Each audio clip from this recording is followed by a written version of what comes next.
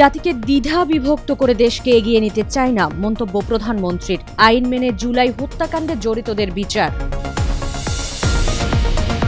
Trillion অর্থনীতির দিকে এগোচ্ছে দেশ, বললেন অর্থমন্ত্রী। সম্ভাবনা বিবেচনায় বাজেটে চট্টগ্রাম নিয়ে পরিকল্পনা। অবহেলা দুর্নীতি করলে বদলি নয়, চাকুরিচ্যুতি, হুঁশিয়ারি স্বাস্থ্যমন্ত্রীর। কমিউনিটি ক্লিনিকগুলোর সক্ষমতা বাড়ানোর ঘোষণা। অর্থনৈতিক বিপর্যয় কাটিয়ে উচ্চ মধ্যম আয়ের দেশের তালিকায় শ্রীলঙ্কা। প্রকৃত জিডিপি 5% বৃদ্ধির স্বীকৃতি। যুক্তরাষ্ট্র ও ইসরায়েলের ধ্বংস, স্লোগানে শুরু খামেনির শেষ বিদায়। দাফনের জন্য ইরানকে ছুটি দিয়েছি, বললেন ডোনাল্ড ট্রাম্প। স্বাগত জানাচ্ছি দ্য বিজনেস স্ট্যান্ডার্ডের নিয়মিত আয়োজন টিভিএস রাত 8টার সংবাদে। সঙ্গে আছি আমি তামান্না খন্দকার। দেখছিলেন সংবাদ শিরোনাম, এবার বিস্তারিত। জাতিকে বিভক্ত করে দেশকে সামনের দিকে এগিয়ে নেওয়া যায় না বলে মন্তব্য করেছেন প্রধানমন্ত্রী তারেক রহমান। দেশের স্বার্থে সবাইকে ঐক্যবদ্ধ থাকার আহ্বানও জানিয়েছেন তিনি।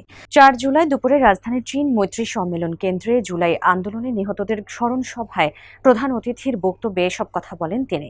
এ সময় জুলাই গণ অভ্যুত্থানে হতাহতদের ন্যায় বিচার নিশ্চিতের অঙ্গীকার পুনর্ব্যক্ত করেন প্রধানমন্ত্রী। বলেন, বিচারের নামে অবিচার নয়, আইন মেনে স্বচ্ছতার সঙ্গে জুলাই হত্যাকাণ্ডে জড়িতদের বিচার হবে।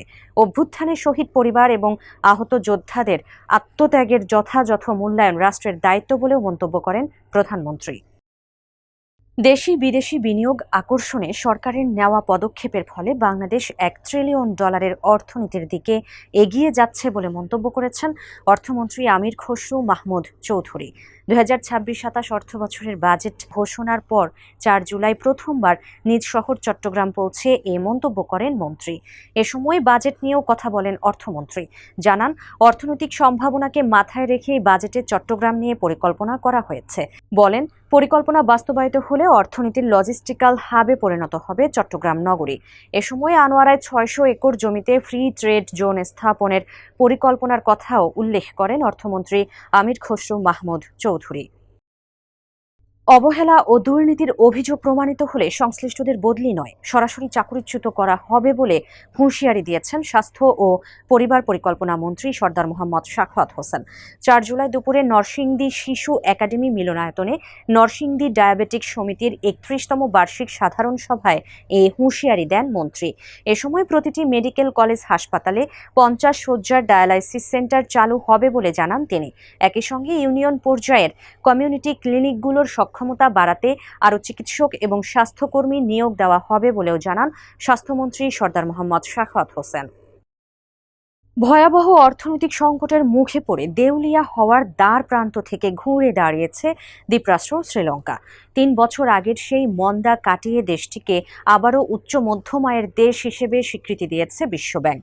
সংস্থাটির সর্বশেষ হালনাগাদ তথ্যে দেখা যায়, 2025 সালে শ্রীলঙ্কার অর্থনীতি 5% প্রসারিত হওয়ায় দেশটিকে নিম্ন মধ্যম আয়ের তালিকা থেকে উচ্চ মধ্যম আয়ের ক্যাটাগরিতে উন্নীত করা হয়েছে। মূলত শিল্প খাতের সামগ্রিক পুনরুদ্ধার এবং পর্যটন ও আর্থিক সেবা খাতের শক্তিশালী প্রবৃদ্ধির ওপর ভর করেই দেশটির অর্থনীতিতে এসেছে এই গতি। ইরানের প্রয়াত সর্বোচ্চ নেতা আয়াতুল্লাহ আলী খামেনির শেষ বিদায়ের আনুষ্ঠানিকতা শুরু হয়েছে। রাজধানী তেহরানে হাজারো মানুষের উপস্থিতিতে আয়োজিত এ অনুষ্ঠানকে কেবল রাষ্ট্রীয় শোক নয়, বরং ইসলামী প্রজাতন্ত্রের বিরোধীদের উদ্দেশ্যে শক্তির প্রদর্শন হিসেবেও দেখা হচ্ছে। ইরানের রাষ্ট্রীয় টেলিভিশনের খবরে বলা হয়েছে, শেষ বিদায়ের আনুষ্ঠানিকতায় অংশ নিয়েছেন বিপুল সংখ্যক মানুষ। অন্যদিকে ইসরায়েলি সংবাদ মাধ্যমের দাবি, এ সময় যুক্তরাষ্ট্র ধ্বংস হোক, ইসরায়েল ধ্বংস হোক স্লোগানে মুখর হয়ে ওঠে তেহরানের বিভিন্ন এলাকা। এদিকে এমন পরিস্থিতিতেও ইরানকে নিয়ে কটাক্ষ করেছেন মার্কিন প্রেসিডেন্ট ডোনাল্ড ট্রাম্প। তিনি বলেছেন, যুক্তরাষ্ট্র দয়ালু বলেই খামেনিকে দাফনের জন্য ছুটি দেওয়া হয়েছে ইরানকে। দর্শক, এই ছিল টিভিএস রাত 8টার সংবাদে। এতক্ষণ সাথে থাকার জন্য ধন্যবাদ সবাইকে।